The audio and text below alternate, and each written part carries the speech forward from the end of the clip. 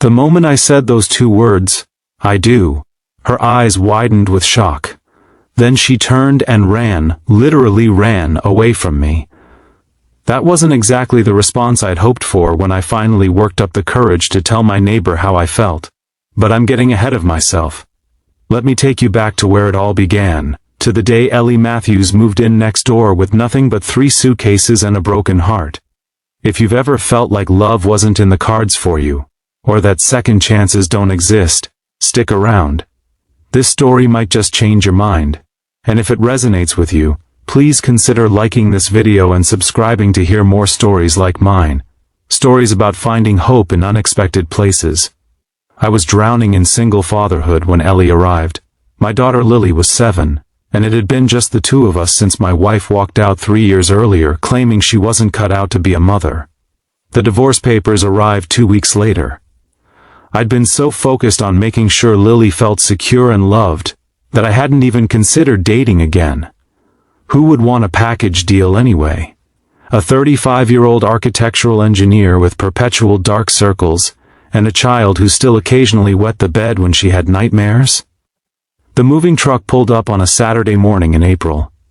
Lily and I were in the front yard, her riding her bike in circles on the driveway while I pulled weeds from the flower beds. A never-ending battle I was clearly losing. "Dad, someone's moving in!" Lily called out, abandoning her bike to run to the fence separating our properties. I looked up, wiping sweat from my forehead, and that's when I first saw Ellie. She stood on the sidewalk, hands on her hips, surveying the modest 2-bedroom house she'd just purchased. Her dark hair was pulled back in a messy bun, and she wore jeans with paint splatters and a faded university sweatshirt. Nothing glamorous, but something about her immediately caught my attention. Maybe it was the determined set of her jaw, or the way she seemed to be giving herself a silent pep talk. "Hi," Lily called out, waving enthusiastically. "I'm Lily Parker and I'm 7.5. Are you our new neighbor?" Ellie turned, startled, then smiled. It was a nice smile, the kind that reaches the eyes. "I guess I am. I'm Ellie Matthews." I walked over, suddenly aware of my dirt-stained knees and sweaty t-shirt. "Welcome to Maple Street. I'm James Parker, Lily's dad. Nice to meet you both." She tucked a strand of hair behind her ear. "Sorry about the commotion. The movers should be here soon." "Where's your family?" Lily asked with a child's directness. "Do you have kids I can play with?" A shadow crossed Ellie's face. "No, it's just me. Like us," Lily exclaimed. "It's just me and Dad, too. Mom lives in California now with her new husband. She sends me presents sometimes." I winced at my daughter's casual revelation of our situation, but Ellie just nodded. "Well, it's nice to have something in common already." That was the beginning. Simple, unremarkable even. Neither of us could have predicted how our lives would intertwine over the next year, or how a casual friendship would evolve into something that terrified and thrilled us both in equal measure. The first few weeks, we exchanged nothing more than neighborly waves and brief conversations while retrieving mail or taking out trash. I learned she was a graphic designer who worked from home. She learned I designed buildings and juggled school pickups and soccer practices. It was Lily who broke down the initial barriers between us. One evening in May, I was attempting to braid Lily's hair for her spring concert, a disaster in the making. After 10 minutes of struggling and Lily's increasing frustration, a knock came at our door. "Sorry to interrupt," Ellie said when I opened it, but I could hear the, hair emergency from my porch. "Need some help?" Relief washed over me. "Please. I'm completely useless at this." She stepped inside, and within minutes had transformed Lily's tangled mess into an elegant French braid. "My nieces taught me," she explained. "I used to practice on them all the time." "You're a lifesaver," I told her. "We would have been late for sure." "Why don't you come with us?" Lily suggested. "Second grade choir. We're singing songs about bugs." Ellie glanced at me, uncertain. "Oh, I wouldn't want to intrude on family time. Please come," I found myself saying, "as thanks for the emergency hair rescue." That night marked a shift. Sitting beside her in the elementary school auditorium, watching Lily belt out the ants go marching with more enthusiasm than skill, I felt something I hadn't experienced in years, the simple pleasure of sharing a moment with another adult, who seemed genuinely happy to be there. After that, Ellie became a regular presence in our lives. She'd join us for impromptu backyard barbecues. I'd help her assemble furniture or reach things on high shelves. We developed an easy rhythm of neighborly favors and casual friendship. Summer arrived, bringing with it a heat wave and the challenge of keeping Lily entertained during school break. I was working from home more often, trying to balance client meetings with trips to the pool and playdates. One particularly sweltering afternoon, our air conditioning gave out. By evening the house was unbearable. Ellie found us sitting on our front steps, eating popsicles in a futile attempt to cool down. "AC's dead," I explained when she walked over. "Repair company can't come until tomorrow." Without hesitation, she said, "Pack overnight bags and come stay at my place. I have a guest room and a perfectly functional air conditioner." That night, after Lily had fallen asleep in Ellie's spare bedroom surrounded by throw pillows and a collection of stuffed animals that had mysteriously appeared, Ellie and I sat on her back porch. The temperature had dropped just enough to make sitting outside pleasant, and she'd opened a bottle of wine. "Thanks for rescuing us," I said, accepting the glass she offered. Lily would have been miserable all night. "Happy to help." She settled into the chair beside me. "She's a great kid, James. You're doing an amazing job with her." "I'm trying. Some days I feel like I'm failing spectacularly. All evidence suggests otherwise." She took a sip of wine. "She's happy, well-adjusted, and thinks her dad hangs the moon. That's success in my book." We talked for hours that night, moving beyond the surface-level conversations we'd had before. I learned that Ellie had moved to our town after ending a 5-year relationship with a man who'd strung her along with promises of marriage and children, only to admit he never actually wanted either. She'd decided to start fresh, buying her first home and building a life on her own terms. "Sometimes I wonder if I made the right choice," she confessed, walking away when I did. "I'm 33 now. What if that was my last chance?" "Last chance for what? Someone who didn't want what you want?" I shook my head. "You deserve better than that." She smiled, but it didn't reach her eyes. "That's what I tell myself, but then I go to another friend's wedding or baby shower, and I start to wonder if there's something wrong with me, why everyone else seems to find their person, and I keep ending up alone." "There's nothing wrong with you, Ellie." The words came out more intensely than I'd intended. "Trust me on that." Our eyes met, and for a moment something electric passed between us. Then she looked away, changing the subject to a less personal topic. But something had shifted at night. A door cracked open that neither of us was quite ready to walk through. The summer passed in a blur of shared moments. Ellie taught Lily how to make friendship bracelets and joined us for movie nights. I fixed her leaky kitchen faucet and helped her plant a vegetable garden. We fell into a comfortable routine, the three of us, almost like a family. Though neither Ellie nor I acknowledged this out loud. By fall, when Lily started second grade, Ellie was as much a part of our daily lives as anyone. She had her own key to our house for emergencies. I had the alarm code to hers. We shared meals several times a week, either at her place or mine.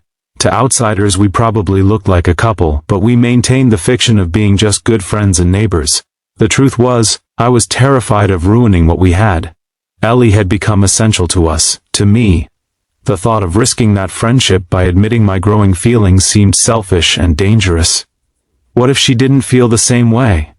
What if she did but then realized that taking on a ready-made family wasn't what she wanted after all? My fears weren't entirely unfounded.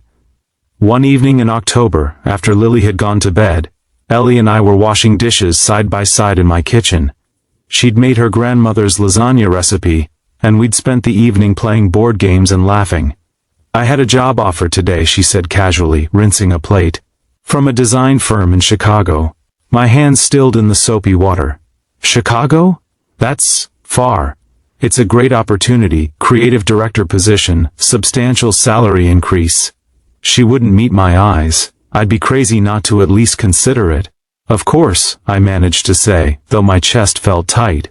"You should definitely consider it. I haven't decided anything yet." She placed the dish in the drying rack with deliberate care. It would be a big change. Lily would miss you terribly. I paused. We both would. She finally looked at me then, her expression unreadable. Would you, James? It was the perfect opening. The moment to tell her how I felt. Instead I said, "You've become important to us," which was true but nowhere near the whole truth. Something like disappointment flickered across her face. "You and Lily are important to me too. That's what makes this decision so difficult." We finished the dishes in silence, and she left earlier than usual that night. I stood at the window watching her walk back to her house, cursing my cowardice. 2 weeks passed with a new awkwardness between us. Ellie still came over, still spent time with Lily, but something had changed. There was a carefulness to our interactions, a sense that we were both holding back. I told myself I was giving her space to make her decision about Chicago without pressure, but in reality, I was protecting myself from the pain of her potential departure. Then came the night that changed everything. It was a Friday in early November. Lily was at a sleepover with her best friend, and I was catching up on work at home. Around 8 o'clock there was a knock at my door. I opened it to find Ellie standing there, eyes red-rimmed. "Can I come in?" she asked, her voice rough. "Of course." I stepped aside, concern washing over me. "What's wrong?" She walked to the living room and sank onto the couch. "I got a call from my sister today. My ex is engaged. To the woman he started dating 3 months after we broke up." She gave a hollow laugh. Apparently he didn't have a problem with marriage after all. Just a problem with marrying me. I sat beside her, close but not touching. "I'm sorry, Ellie. The stupid thing is, I don't even want him back. Not at all, but it still hurts, you know. 5 years of my life with someone who could replace me so easily." She wiped at her eyes angrily.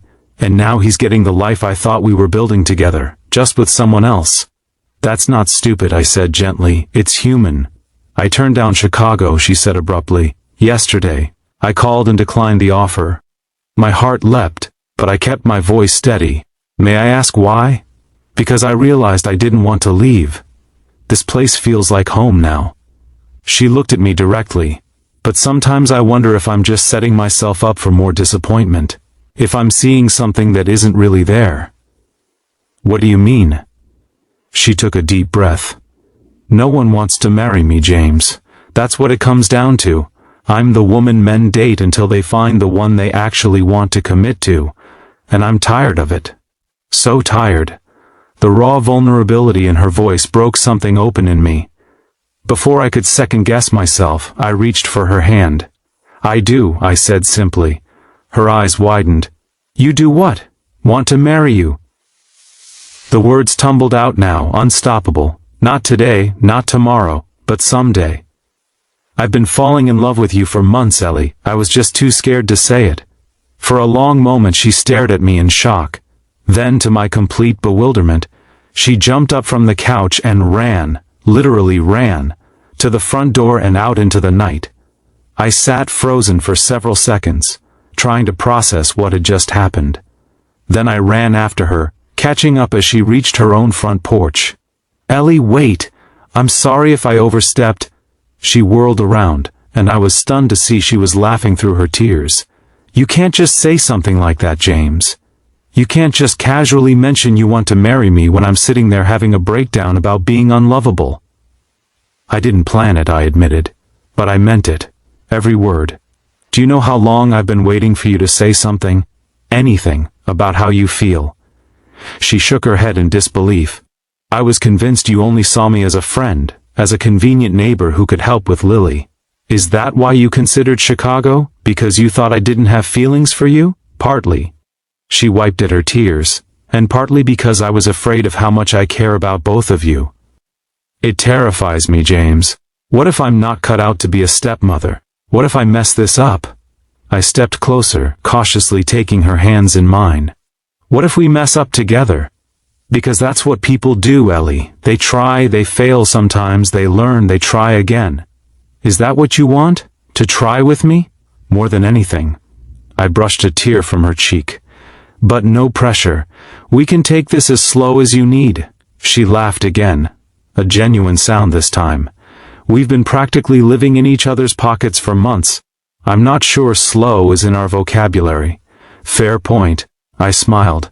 How about this? We start with dinner, just the two of us. An actual date where we both acknowledge it's a date. I'd like that. She hesitated. What about Lily? Lily adores you. She's been asking for weeks when you're going to become her bonus mom. Her words, not mine. Ellie's eyes filled with fresh tears.